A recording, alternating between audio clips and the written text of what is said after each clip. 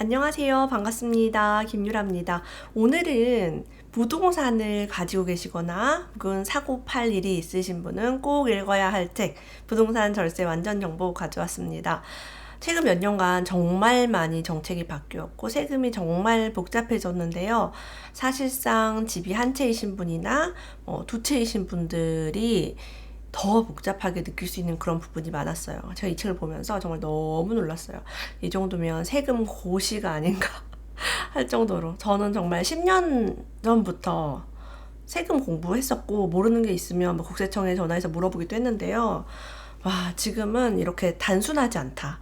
여러분들도 꼭 세금을 공부하셔서 내 가족, 뭐 부모님들 세금 잘 모를 수 있어요. 그래서 우리가 알려줘야 돼요. 젊은 사람들이 배워서. 그래서 절세고수 자본가의 세금 폭탄 피하는 방법. 세금을 미리 계획해야 줄일 수 있습니다. 그래서 오늘 여러분들 리뷰 보시고 아 이거 정말 필요하겠다. 그러면 깊이 있게 공부하시길 추천을 드려요. 자, 세금이 없는 줄 알고 집을 팔았다가 양도세 폭탄을 맞았다. 수억 원씩 냈다. 이런 거 요즘 기사에 정말 많이 보여요. 이유는 세금 규정이 많이 바뀌었기 때문입니다. 세법은요, 몰랐다는 말이 안 통하는 영역이에요. 공부하셔야죠. 미리미리 상담도 받으시고. 자, 부동산을 임대해서 세를 받는다. 우리의 소원이죠. 우리 노후에 세 받고 살고 싶어요. 근데 연간 수입 금액이 2천만 원 이하라면 14%라는 낮은 세율로 분리과세를 할 수 있는데요. 반면 상가는 무조건 다른 근로소득, 사업소득과 합쳐서 5월 달에 종합소득세 신고를 해야 됩니다. 자, 그래서 어떤 분은 근로소득, 사업소득이 있다면 상가보다는 또 주택으로 세를 받는 게 좋겠죠.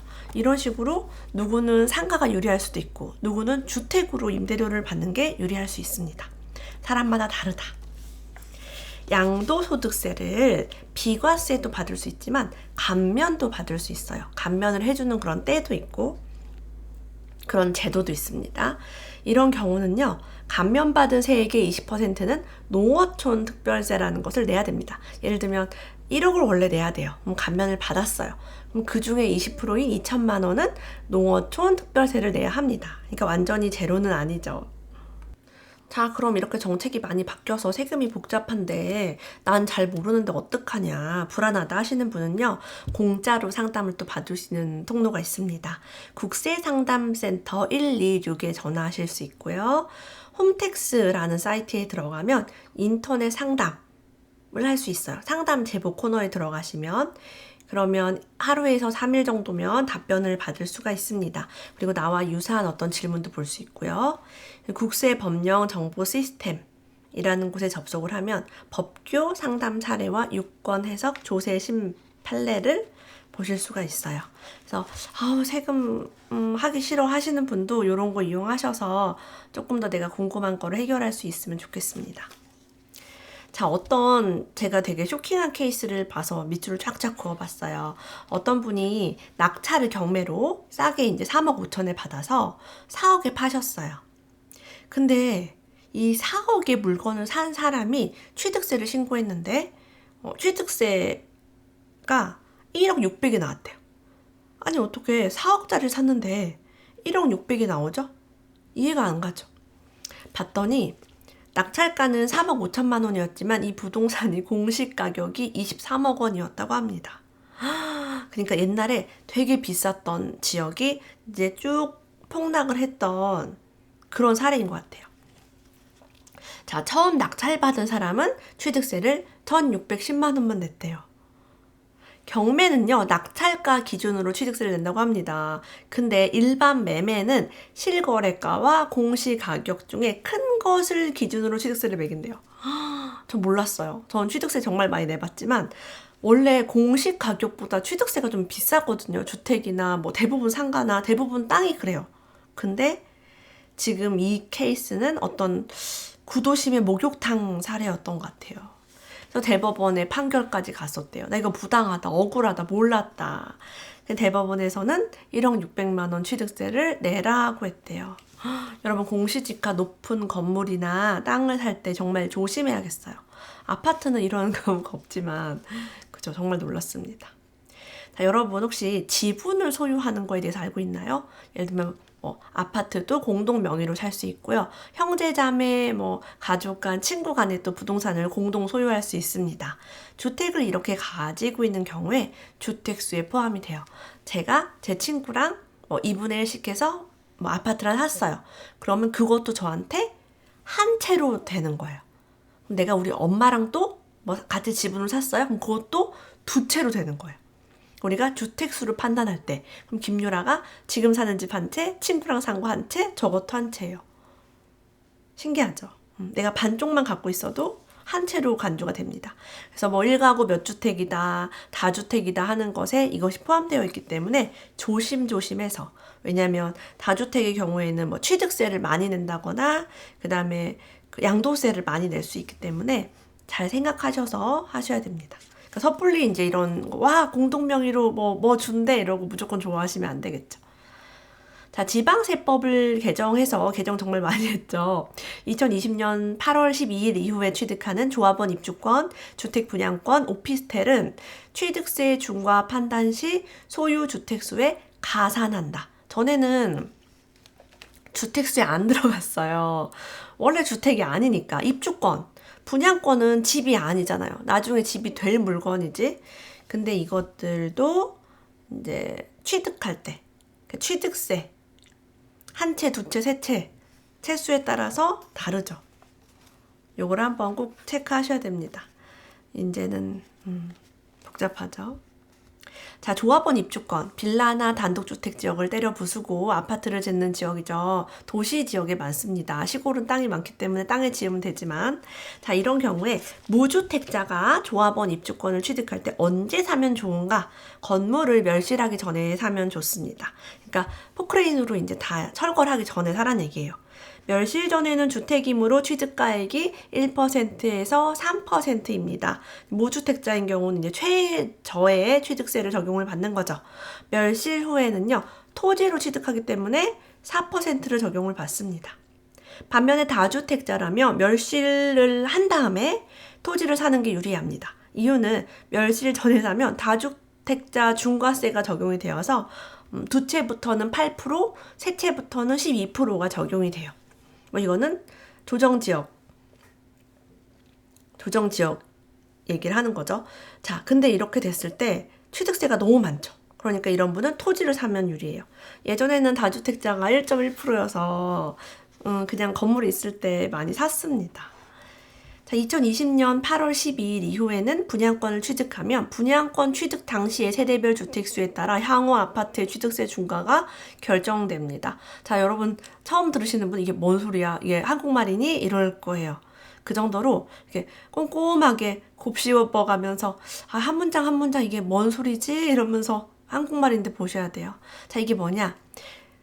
내가 집이 만약 여러 개가 있었어요. 막 3개가 있었어요. 근데 이사를 가고 싶어서 새 아파트에 분양권을 샀어요.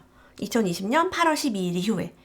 이 분양권은 취득세를 안 내죠. 아직 이제 건물을 안 지었으니까. 근데 이 1세대 3주택은 취득세가 지금 12%로 올랐어요. 근데 분양권 취득 시점의 주택수에 따라 취득세가 결정된대요. 그래서 중간에 내가 이거 입주하기 전에 내가 지금 샀지만 한 2년 후에 아파트 들어갈 거예요. 그 전에 다른 집을 내가 싹 팔았어. 그래서 무주택 상태로 만들고 이 아파트 분양권을 이제 취득세를 냅니다. 그래도 중과세를 피할 수 없다고 해요. 저는 이런 걸 보면서 야, 너무 신기하고 너무 이상하다. 아니, 내가 지금 집이 한 채도 없이 취득세를 내는데 그 당시에 취득 분양권을 살 당시에 내 집 개수에 따라 세금을 낸다는 게 정말 신기하고 비상식적이다라는 생각이 들어요. 다 이런 걸 모르시는 분들이 나중에 세금을 폭탄을 맞을 수 있다는 거죠. 예를 들면 10억짜리 아파트라면 1억 2천을 세금으로 내야겠죠. 자, 2020년부터 주택 매매 시 취득세 계산이 복잡해져서요. 특히 6억과 9억 사이의 주택은 취득세율, 지방교육세, 농어촌 특별세를 정확히 계산하는 게 쉽지 않다고 합니다. 위텍스 사이트 들어가서 계산기 이용해서 계산하라고 말씀해 주셨어요. 자, 1주택이라면 부부 공동명의가 통상 유리합니다.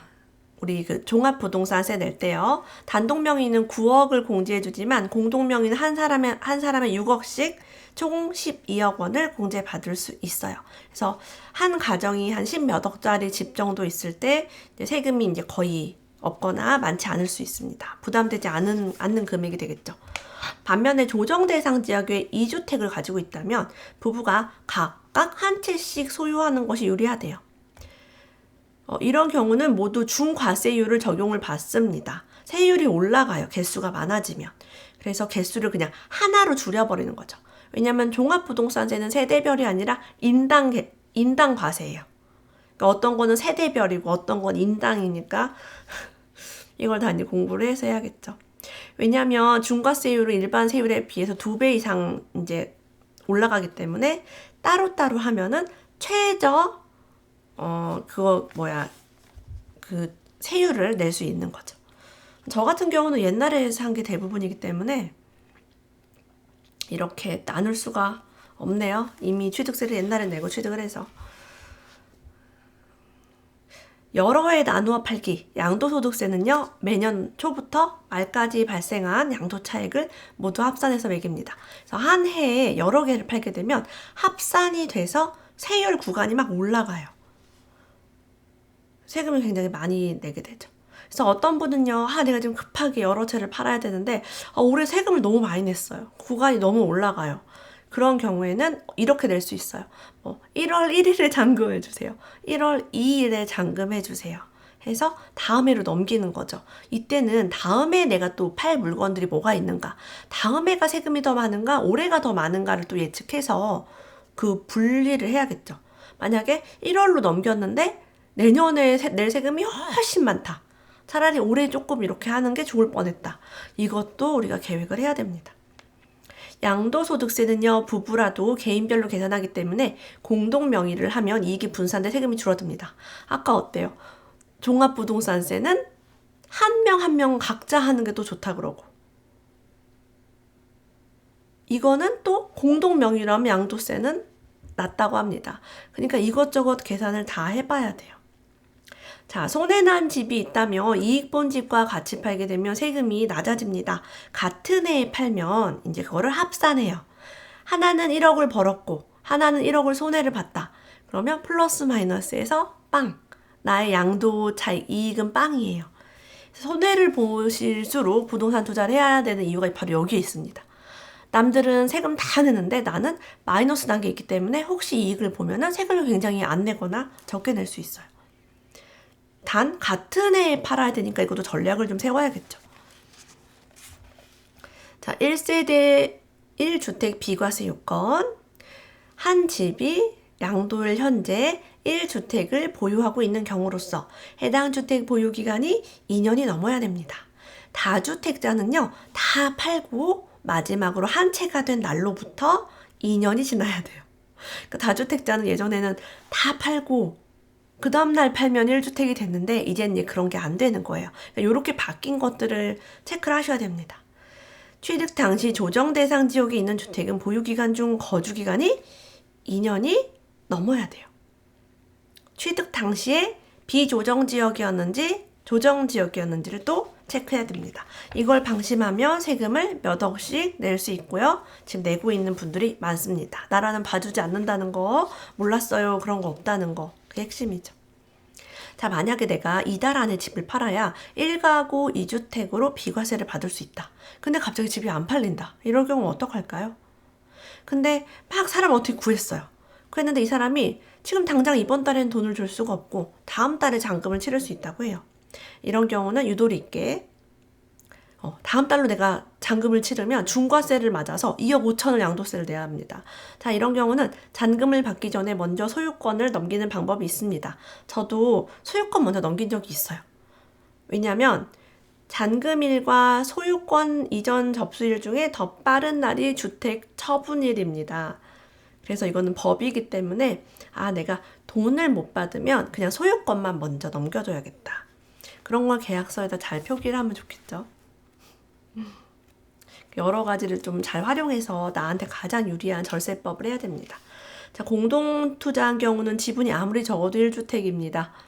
적은 지분을 갖고 있으면 내가 저기에 적은 지분이 있어요. 그럼 그게 한 주택으로 계산이 되기 때문에 지금 내가 살고 있는 집을 팔 때 비과세를 못 받는다. 내 집이 똘똘한 한 채라 되게 많이 올랐어요. 그럼 괜히 저거 명의에 얽혀 있어서 세금 나 폭탄 맞는 거예요. 팔지도 못하고. 이런 거 잘 보시고 하셔야 돼요. 자, 주택수 줄이기 전략. 지금 같은 때는 어중간하게 주택이 많으면 세금을 많이 이제 낼 수 있어요. 괜히. 비과세 못 받고. 자, 주택수 줄이면 좋겠죠. 허름한 단독주택을 갖고 있어요. 돈도 별로 안 될 것 같아요. 그러면 건물을 헐고 땅만 남기라고 합니다.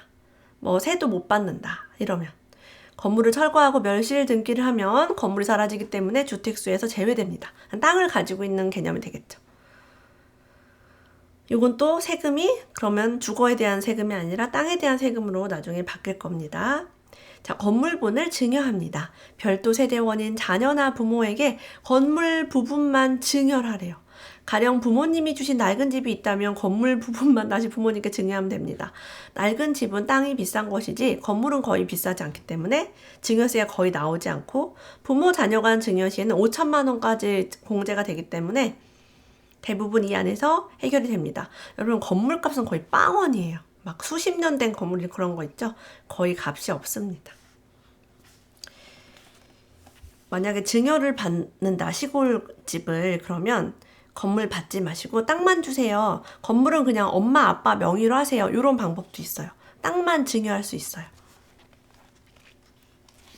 임대주택이 있어도 일시적 2주택 비과세가 가능하다고 합니다. 저는 임대주택을 보유한 사람이 이제 비과세 전략 평생에 한 번 가능한 거 그건 들었는데 일시적 2주택도 돼? 라는 것을 처음 봤네요. 일시적 2주택 특례와 주택임대사업자의 거주주택 특례가 중복 적용된 케이스라고 합니다. 이거를 제가 리뷰로 다 설명하기가 너무 길기 때문에 여기까지 하겠습니다. 일단 가능하다. 가능하다면 우리가 공부해가지고 임대사업 하시는 분들도 받을 수가 있겠죠. 자, 그러면 이렇게 복잡한데 노후를 위해서 부동산을 좀 탄탄하게 준비하고 싶으신 분은 무엇이 좋을까요? 그러니까 괜히 개수를 막 늘리고 관리하기 힘들고 세금도 너무 복잡하고 이런 분들은 특히 저는 은퇴를 하셨다. 그러면 다가구 주택이 되게 좋을 것 같다는 생각을 늘 많이 했어요. 왜냐면 세금이 일단 너무 적어요. 서울의 다가구 주택은 시세가 20억 원이라도 기준 시가는 9억이 안 되는 경우도 많다. 아파트처럼 시세가 팍팍팍팍 오르지 않습니다. 단독주택, 다가구는요. 이런 다가구 주택을 임대하면 월세가 몇백만 원씩 들어와도 부부 합산 1주택자라 소득세를 내지 않아도 된다. 자, 종합부동산세 폭탄에서도 피할 수 있고요. 재산세도 적고요. 월세에 대한 소득세를 안 내도 됩니다. 너무 좋죠. 팔아도 비과세 받을 수 있죠. 이제 9억 원까지만 되긴 하지만 여러 세금 혜택이 너무 많아요. 근데 만약에 아파트를 내가 20억짜리 가지고 있어요. 그러면 손에 떨어지는 돈도 없는데 뭐 종부세 내야 되고 나가는 돈만 있죠. 그래서 저는 1주택자는 비과세 전략을 많이 공부하시고 1가구 2주택은 또 1가구 2주택 비과세가 또 복잡해요. 그것도 공부하시고 세 채 이상 갖고 싶다 하시는 분은 분양권, 입주권을 어떻게 투자를 해야지 이제 전략을 짤 수 있는지를 또 하셔야 됩니다. 근데 그런 분들이 꼭 읽어야 되는 책으로 제가 추천을 드리고요. 주택 임대 수입이 2천만 원 이하라면 분리과세와 종합과세 중 유리한 쪽을 선택할 수 있어요. 분리과세는 종합소득세 대상으로 하지 않겠다는 거예요. 14%. 내가 소득이 되게 많아요. 그러면 나는 분리과세로 14% 내겠어. 내가 소득이 별로 없어요. 뭐 6% 구간, 12% 구간이에요. 그러면 종합과세에다가 밀어 넣는 거죠. 이런 식으로 정말 사람별로 세금이 다르기 때문에 우리가 이것을 공부해야 됩니다. 저는 뭐 투자하면 좋을까요? 저 통장에 얼마 있는데 뭐 투자하면 좋을까요? 통장에 얼마가 있는지가 중요하지가 않고 내가 지금 어떤 물건들을 가지고 있고 이거를 언제 팔 거고 내가 어떻게 이사를 갈 거고 뭐 종부세가 얼마고 명의를 어떻게 하고 있는지 이거를 공부하는 게 세금의 핵심입니다. 좀 어렵죠. 제가 우리 출판사에서 한국경제신문사에서 우리 공주님 왕자님들을 위해서 이 책을 10권을 서평 이벤트로 보내드린다고 합니다. 이거 댓글에 나 이거 진짜 읽어보고 싶다, 너무 모르겠다 하시는 분은 댓글 달아주시면 일주일 후에 10분 선발해서 책 보내드릴게요. 오늘 함께 해주신 여러분 감사합니다. 저는 다음에 또 뵙겠습니다. 다음에 또 만나요.